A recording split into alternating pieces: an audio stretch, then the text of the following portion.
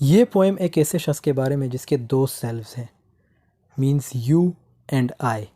You जो है represent करता है इसके रोमांटिक सेल्फ को, और आई जो है रिप्रेजेंट करता है इसके रियलिस्ट सेल्फ को।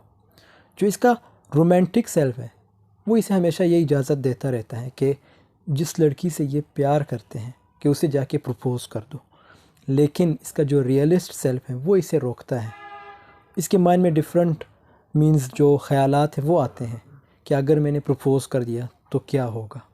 सो ये पूरी पोएम जो है इसी तरह निकल जाती।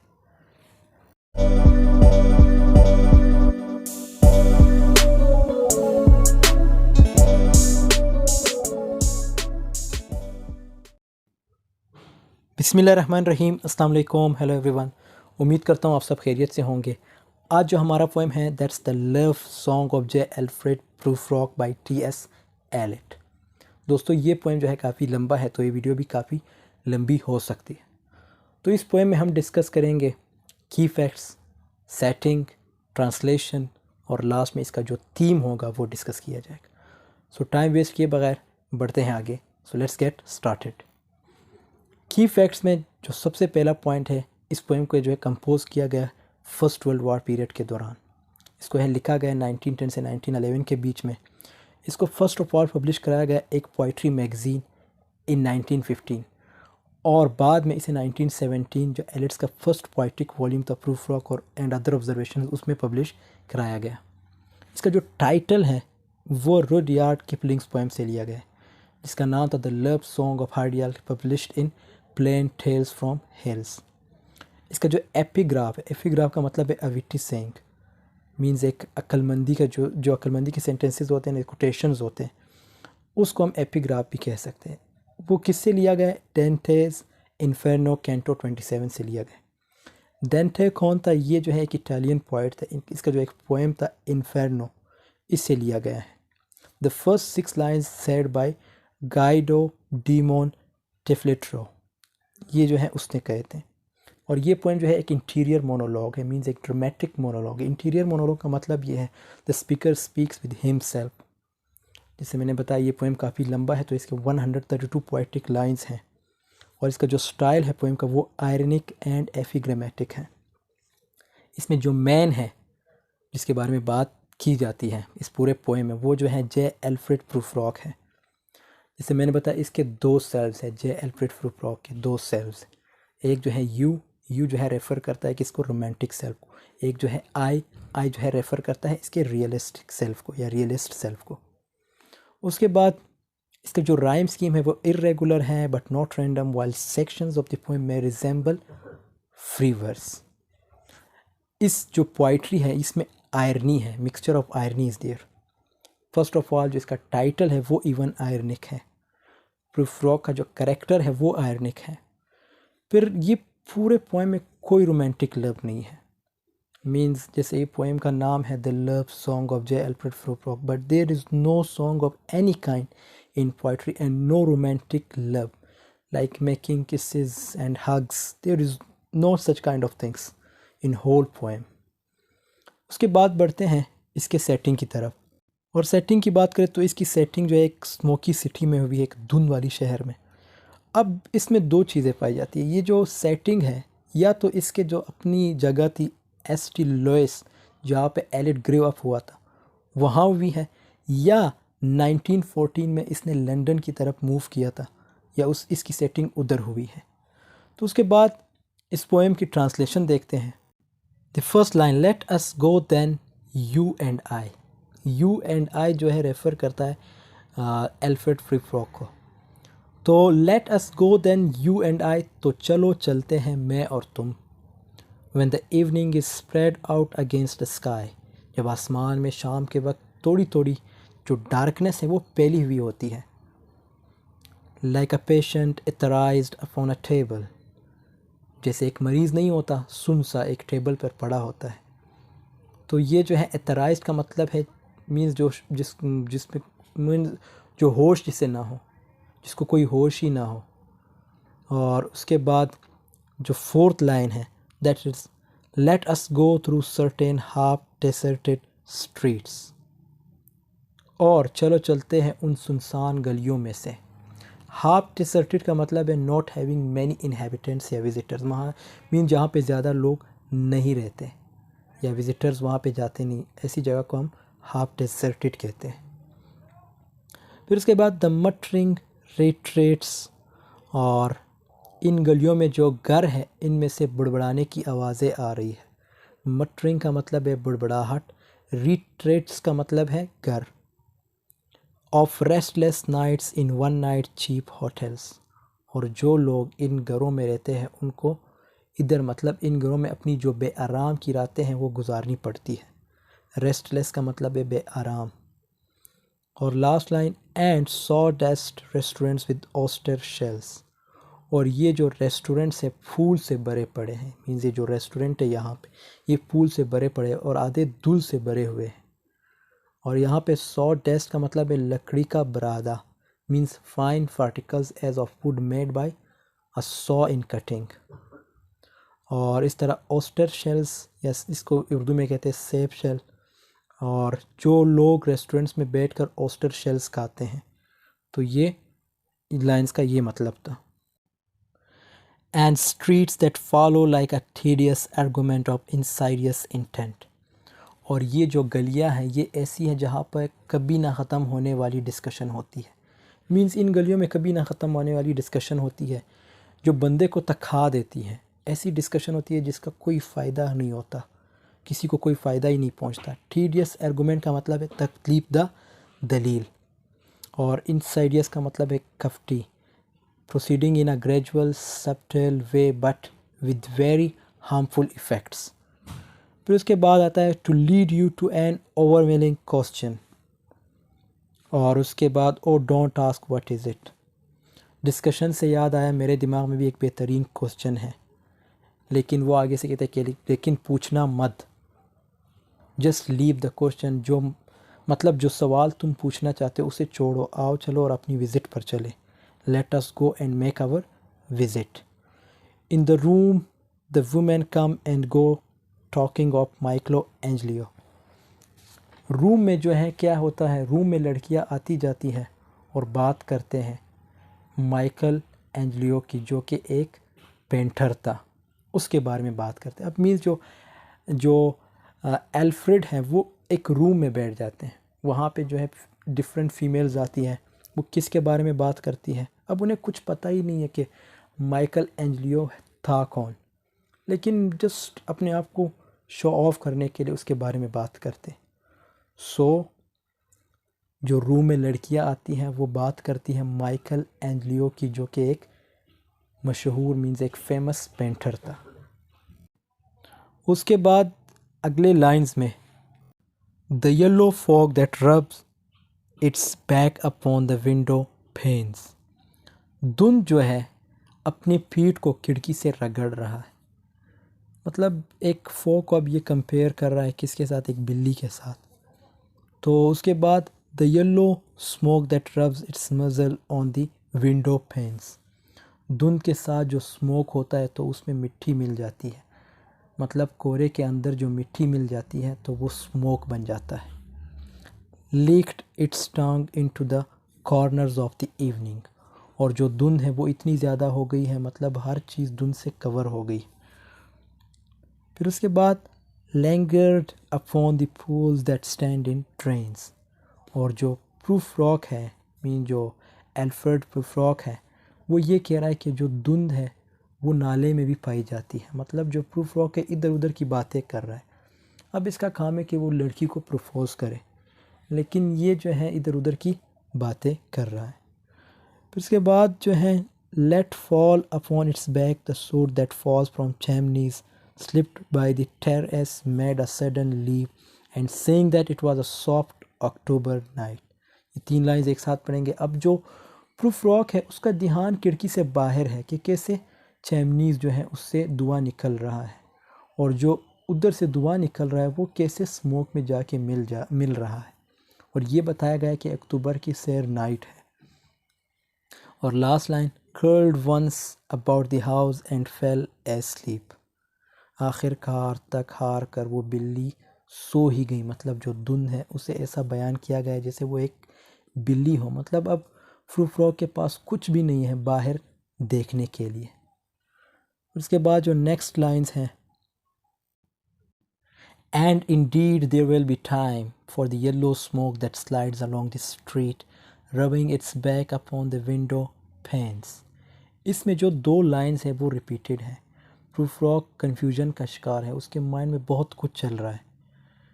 फिर उसके बाद ये कहता है कि there will be time to prepare a face to meet the faces that you meet. एक वक्त आएगा जब मेरे अंदर कॉन्फिडेंस आएगा, उससे फेस टू फेस मिलूँगा। मीन्स उस लड़की की बात कर रही है, और अपनी दिल की बात करूँगा।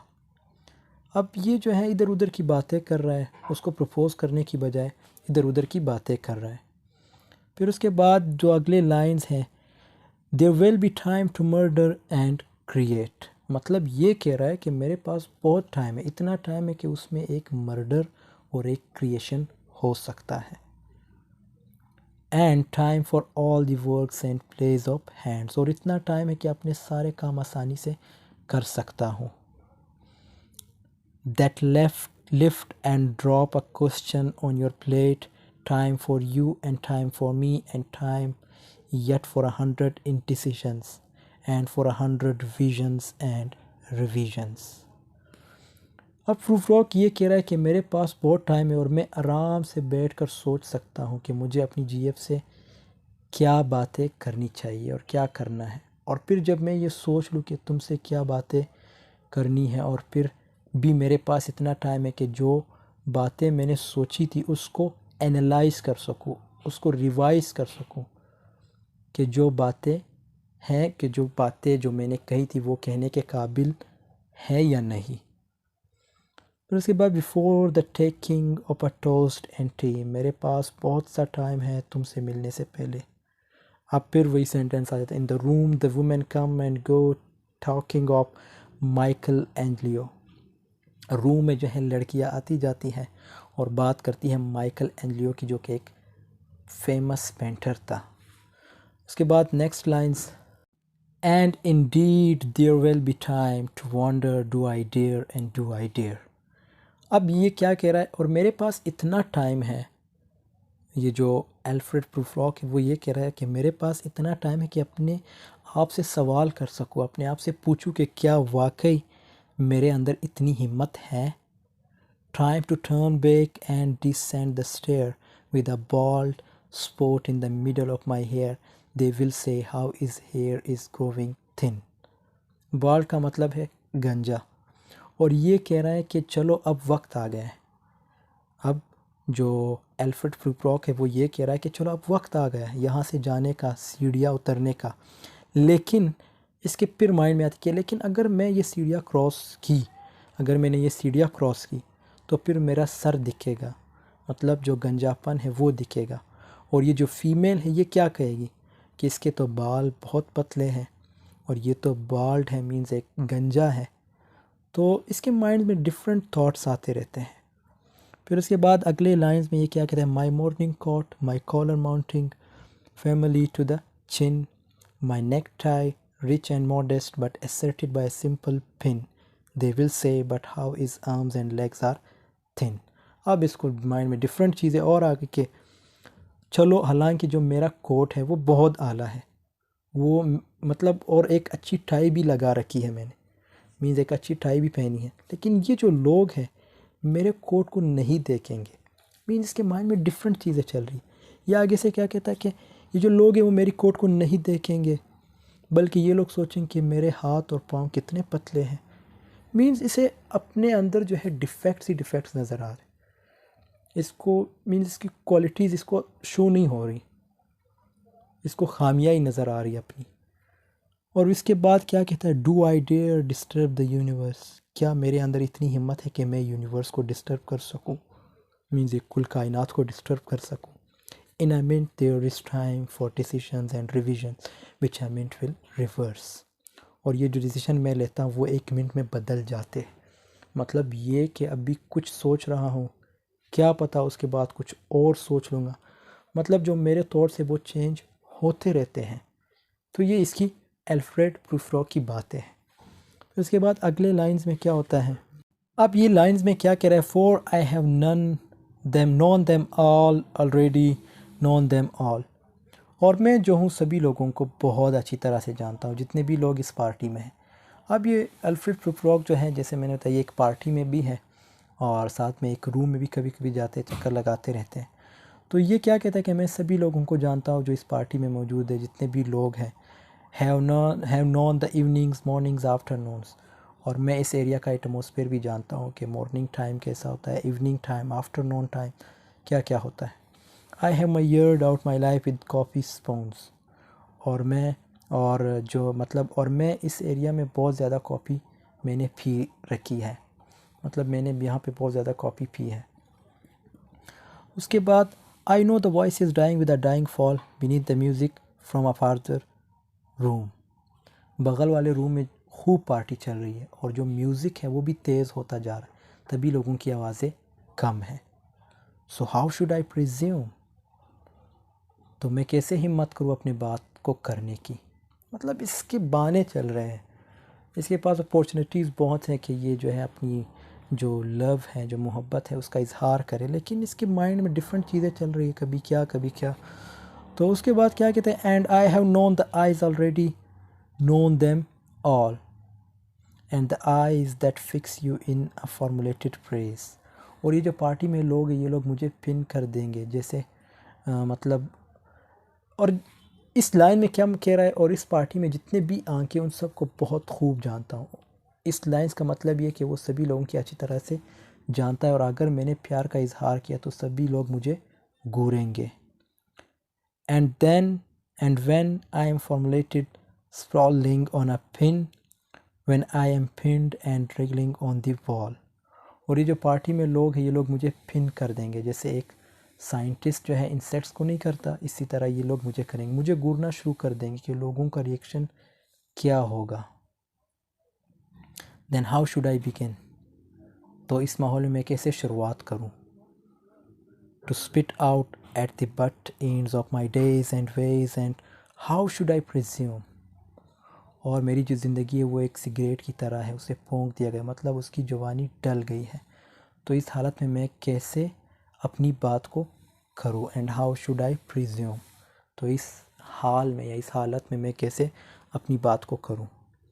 फिर उसके बाद next lines, and I have known the arms already, known them all, arms that are braceleted and white and bare. और प्रूफ्रॉक ये कह रहा है कि मैं इन सभी हाथों को जानता हूँ। ये जो लड़कियों के जो हाथ हैं, उन्हें ये हाथ गोरे हैं, मतलब इनके हाथ गोरे हैं, नंगे हैं, ढके हुए नहीं हैं। But in the lamp light down with light brown hair. और जब ये लैम्प की रोशनी इन हाथों पर पड़ती है, मीन्स उन फीमेल के हाथ की बात, इन फीमेल के जो हाथ हैं उनकी बात कर, कि जब उन पे ये रोशनी पड़ती है तो फिर इन हाथों पर हल्के बाल दिखाई देते हैं। Is it perfume from a dress that makes me so digress. What a beautiful combination of sentences. कहीं ये परफ्यूम तो मुझे नहीं बहका रहा, कहीं मैं जो बहकी बहकी बातें कर रहा हूँ ये परफ्यूम की वजह से तो नहीं कर रहा, मतलब वो एक किस्म का तजावुज़ कर रहा है। Arms that lie along a table or wrap about a shawl, and should I then presume, and how should I begin।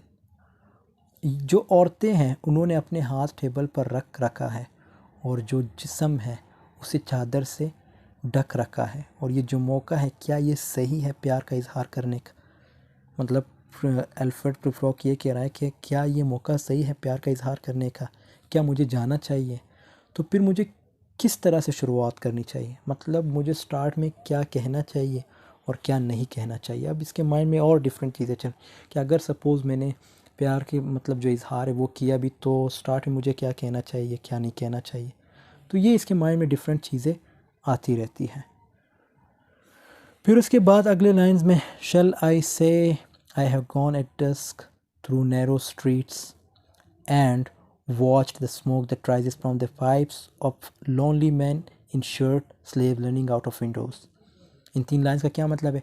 क्या मुझे उसके पास जाके ये कहना चाहिए कि मैं इन तंग गलियों से आया हूँ, मैंने कुछ लोगों को देखा है जो स्मोकिंग या सिगार पी रहे थे, उनके शर्ट बाहर आ रहे थे, और लोग जो थे लोनली थे, अपनी खिड़कियों से झांक रहे थे। क्या मुझे ऐसी बातें करनी चाहिए जो कुछ भी मैंने रास्ते में देखा है।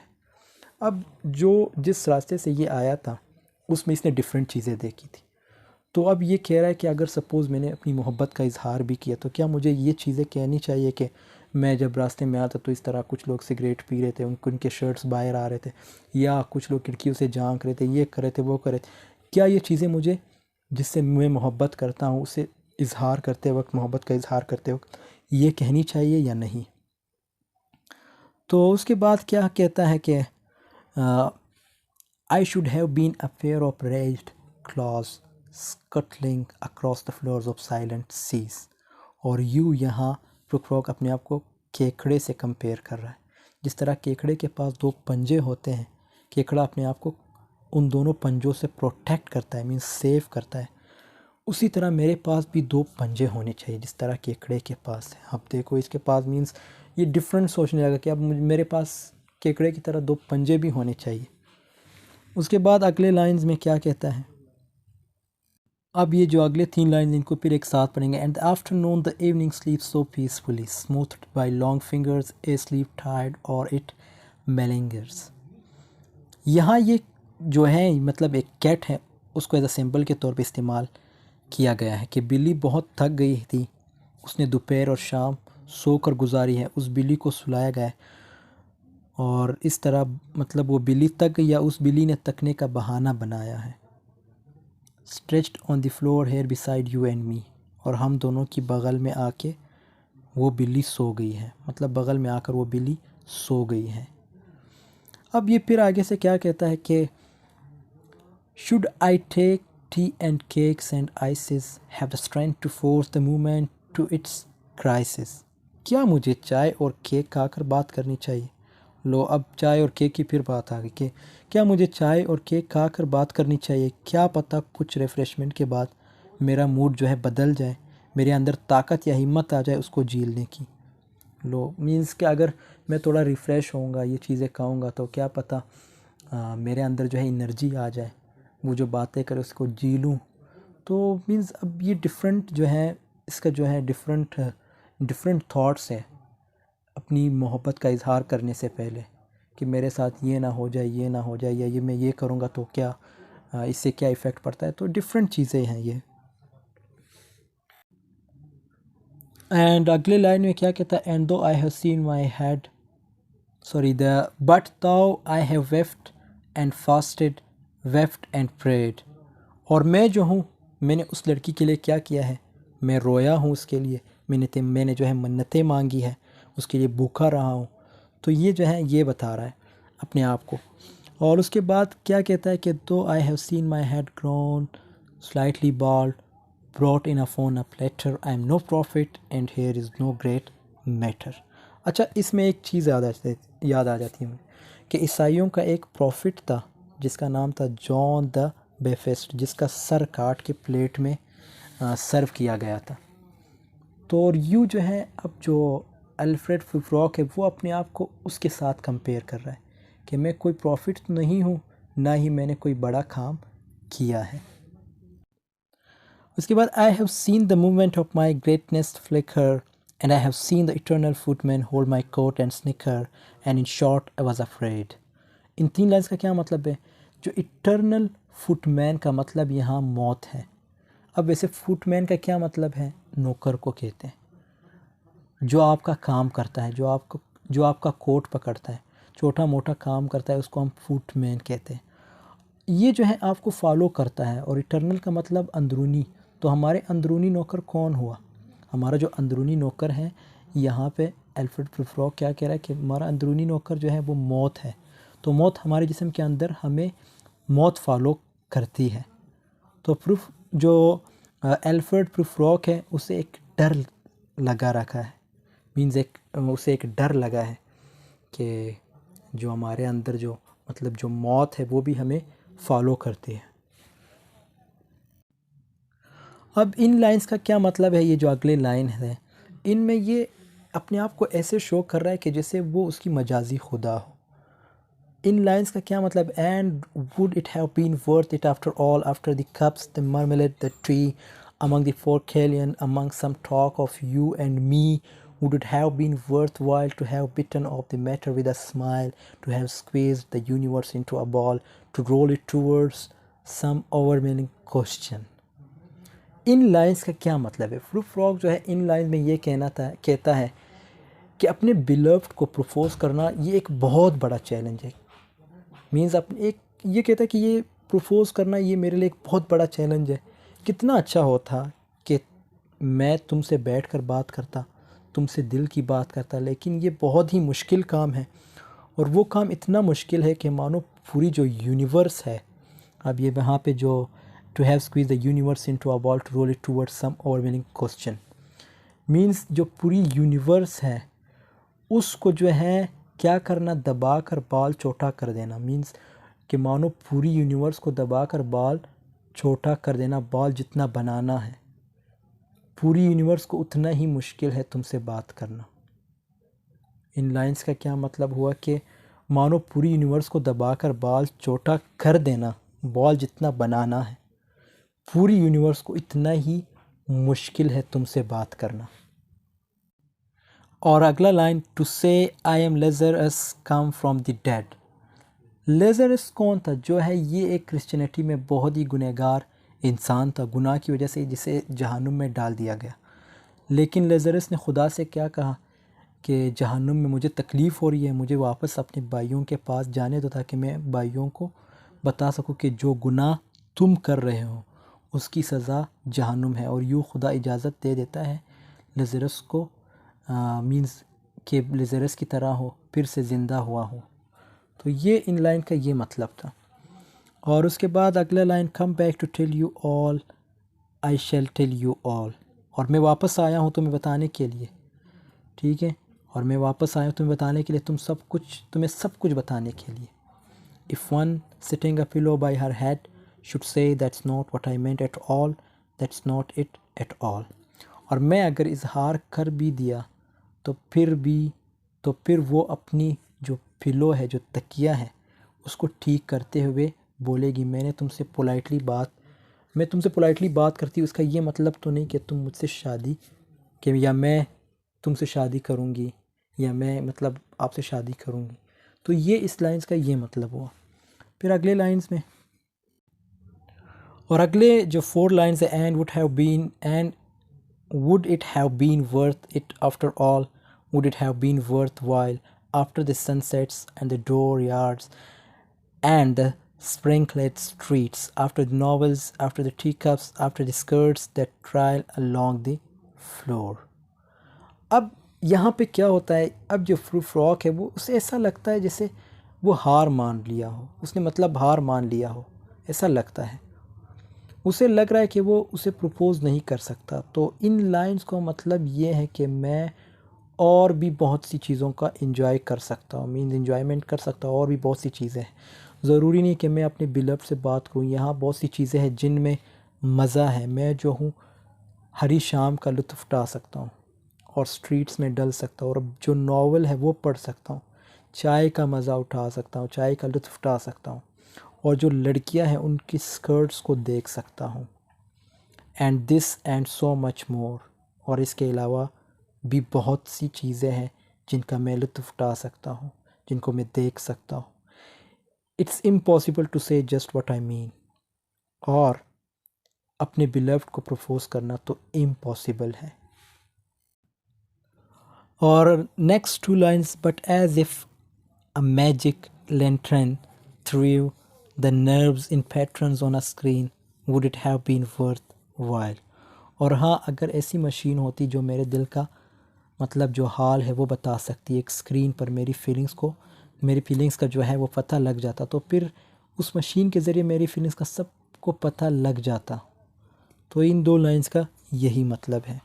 फिर उसके बाद, if one settling a pillow or throwing off a shawl and turning toward the window should say that is not it at all, that is not what I meant at all.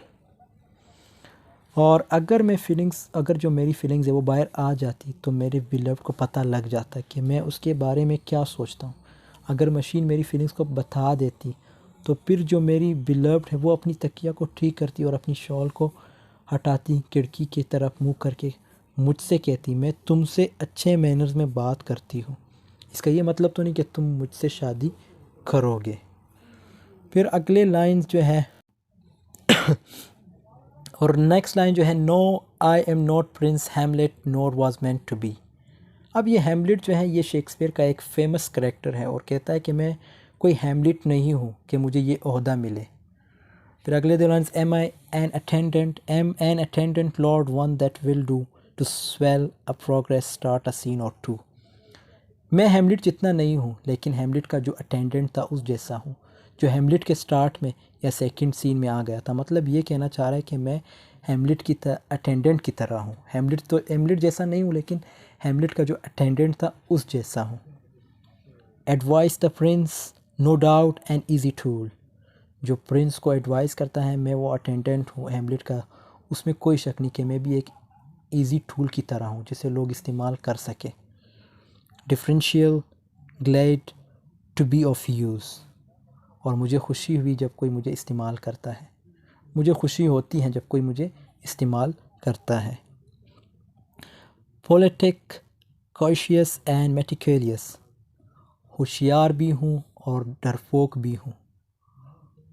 Eight times indeed full of high sentence but a bit obtuse, at times indeed almost ridiculous, almost at times the fool. I grow old, I grow old.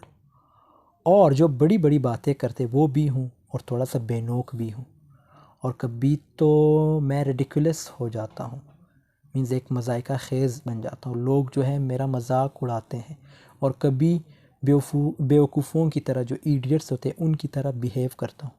मैं बूढ़ा हो रहा हूँ, I grow old, I grow old. मैं बूढ़ा हो रहा हूँ, मैं बूढ़ा हो रहा हूँ।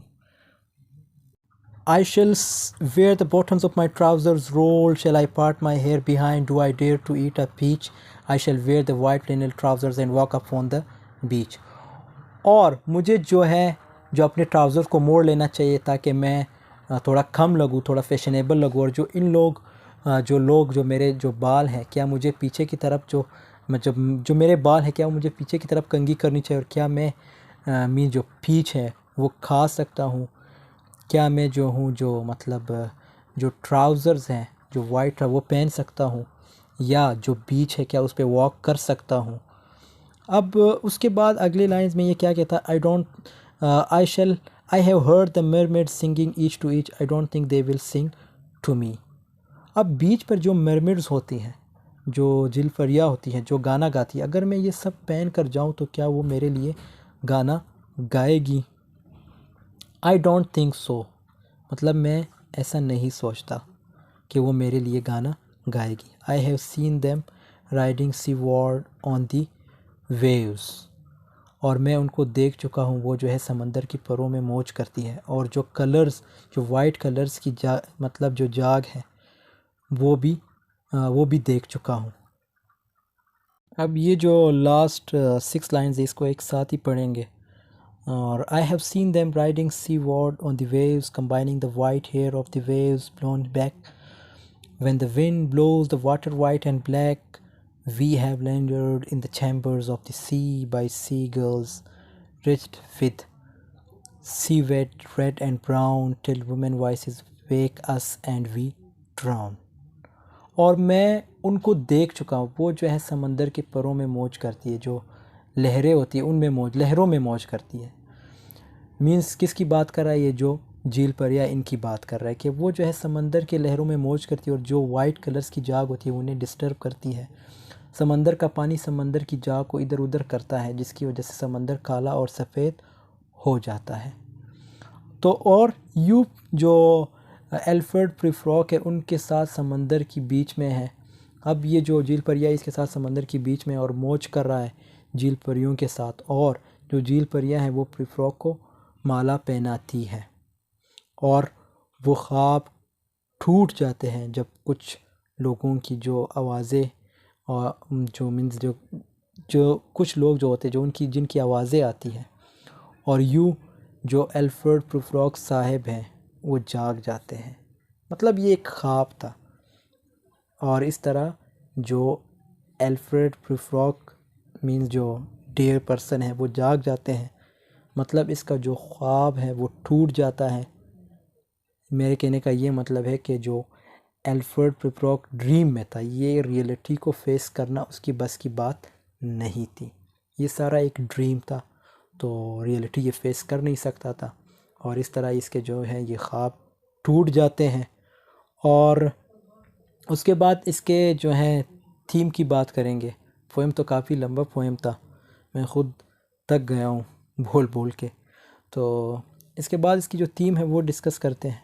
और थीम तो बहुत होती है, थीम हर पोएम, हर शॉर्ट स्टोरी, हर नावल के जो है थीम्स होते हैं, उसमें डिफरेंट चीज़ें, हर जो रीडर होता है उसकी अपनी एक अप्रोच होती है।